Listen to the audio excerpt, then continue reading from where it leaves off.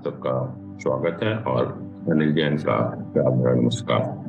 दोस्तों, देवी माँ के पावन 9 दिन का पर्व चैत्र नवरात्रि चैत्र माह की शुक्ल पक्ष की प्रतिपदा तिथि से लेकर 9वीं तिथि तक मनाया जाता है और इस वर्ष ये पर्व 22 मार्च को शुरू हो चुका है और ये पर्व 31 मार्च तक मनाया जाएगा। और इस पर्व के दौरान माँ दुर्गा के अलग अलग स्वरूपों की पूजा की जाती है और 31 मार्च को माँ दुर्गा के विसर्जन से यह जो पर्व है वो संपन्न होता है। शास्त्रों में माँ दुर्गा के 9 रूपों का वर्णन किया गया है और नवरात्रि के दिनों में माँ दुर्गा के अलग अलग रूपों की पूजा करने से कहते हैं विशेष पुण्य मिलता है और मान्यता है कि माँ दुर्गा अपने भक्तों के कष्ट हर लेती है, भक्तों की मनोकामनाएं जो है वो हर तरह से पूरी करती है।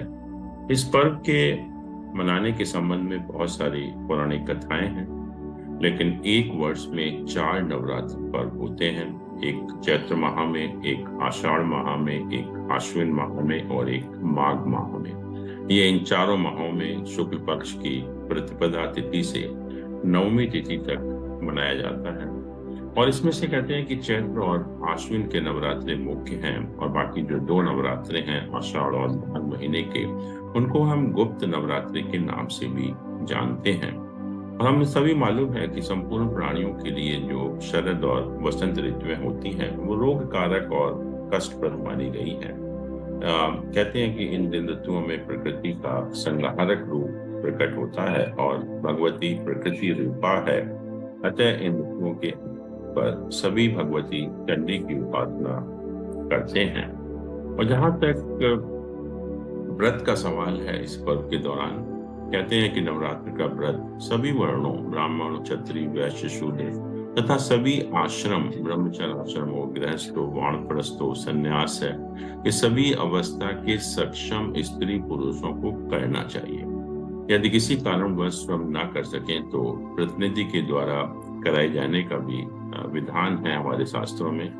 पति पत्नी, ज्येष्ठ पुत्र, शूद्र, शुद्ध ब्राह्मण में से किसी को भी एक हम प्रतिनिधि बनाकर व्रत कराया जा सकता है और नवरात्र की संपूर्ण अवधि में व्रत का विधान है। परंतु यदि किसी की इतनी सामर्थ्य ना हो तभी भी शास्त्रों में उसके बहुत सारे विकल्प बताए गए हैं। कहते हैं कि प्रतिपदा से सप्तमी पर्यंत व्रत हम कर सकते हैं या फिर पंचमी को एक मुक्त का अर्थ होता है कि दिन में एक बार, षष्ठी को नक्त व्रत, नक्त मतलब रात्रि में, सप्तमी को आयनित मतलब बिना मांगे जो मिल जाए उसको खाना, अष्टमी को उपवास तथा नवमी को पारना भी हम कर सकते हैं। क्या कहते हैं कि सप्तमी, अष्टमी, नवमी को एक मुक्ति से लेकर त्रिरात्र व्रत भी हम कर सकते हैं या फिर कुछ लोग आरंभ और समाप्ति के 2 व्रत भी करते हैं।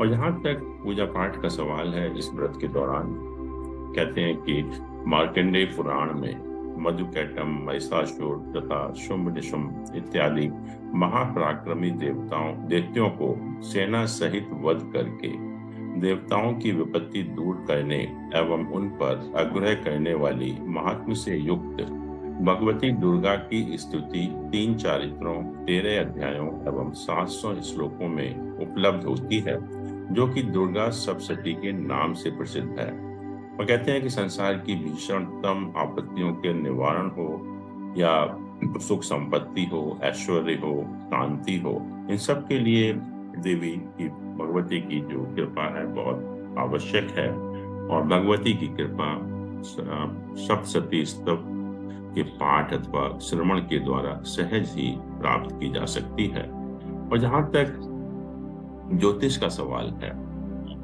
नवरात्रि के पर्व का क्या महत्व है, तो हम देखते हैं कि जो देवी के 9 रूप हैं वो हमारे जो ज्योतिष में 9 ग्रह हैं वो 9 रूप एक ग्रह का प्रतिनिधित्व करते हैं।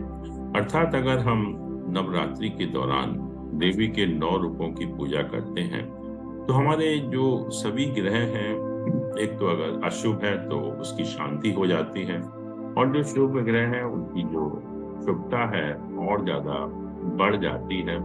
तो इसका जो पूजा करने का महत्व है बहुत ज्यादा है नवरात्रि के दौरान। और इस वर्ष जैसा हम जानते हैं कि हम देखते हैं कि जो देवी के अलग अलग रूप हैं वो किन किन ग्रहों का प्रतिनिधित्व करते हैं। 22 मार्च को जो पहले दिन हम माँ शैलपुत्री की पूजा करते हैं, जो मदर नेचर को प्रतिनिधित्व करती है, और जहाँ तक ग्रहों का सवाल है वो सूर्य ग्रह का प्रतिनिधित्व करती है। 23 मार्च को माँ ब्रह्मचारिणी की हम लोगों ने पूजा की, जो कि पेनेंस और गुड कंडक्ट का प्रतीक है, और ग्रहों में जो है वो शनि ग्रह का प्रतिनिधित्व करती है।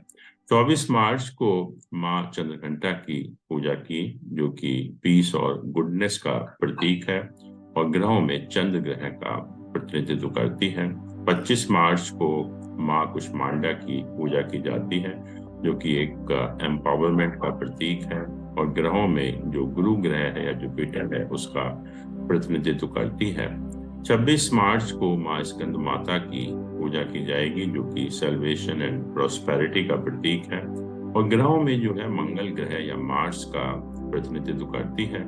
27 मार्च को माँ कात्यायनी, जो कि फियर्सनेस का प्रतीक है, और ग्रहों में जो है शुक्र ग्रह या वीनस का प्रतिनिधित्व करती है।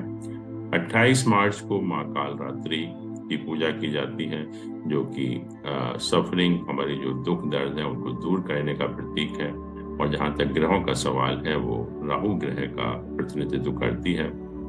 29 मार्च को माँ महागौरी की पूजा की जाएगी, जो कि प्योरिटी और ट्रैंक्विलिटी का प्रतीक है, और ग्रहों में जो बुध ग्रह है या मरकरी ग्रह है उसका प्रतिनिधित्व करती है। और 30 मार्च को माँ सिद्धदात्री, जो एकम्प्लिशमेंट का प्रतीक है, और ग्रहों में जो केतु ग्रह है उसका प्रतिनिधित्व करती है, और ये पर्व जो है 31 मार्च को माँ दुर्गा विसर्जन से संपन्न होगा।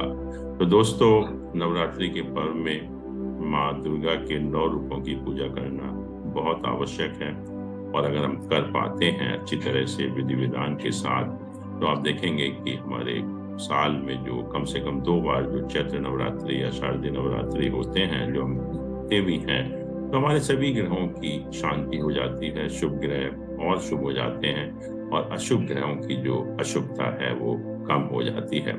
तो इसी के साथ हम आज का प्रोग्राम समाप्त करते हैं। थैंक यू, धन्यवाद।